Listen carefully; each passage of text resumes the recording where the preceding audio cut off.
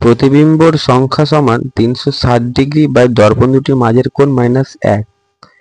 যে প্রশ্নটি আছে 60 ডিগ্রি কোণে আনত দুটি সমতল দর্পণের মাঝে একটি অস্বচ্ছ বস্তুবিন্দু থাকলে কটি প্রতিবিম্ব সৃষ্টি হবে। তো এই সূত্রটি প্রয়োগ করে কিভাবে প্রতিবিম্বের সংখ্যা নির্ণয় করব সেটি দেখো। এখানে দর্পণ দুটির মাঝের কোণকে আমরা থিটা ধরবো। তো থিটা সমান 60 ডিগ্রি লেখা আছে, 60 ডিগ্রি লিখে ফেলবো প্রথমে। এরপরে প্রতিবিম্বের সংখ্যা সমান n ধরবো। অতএব n সমান 360 ডিগ্রি বাই থিটা -1। তো এখানে থিটার জায়গায় 60 ডিগ্রি মানটা বসাবো।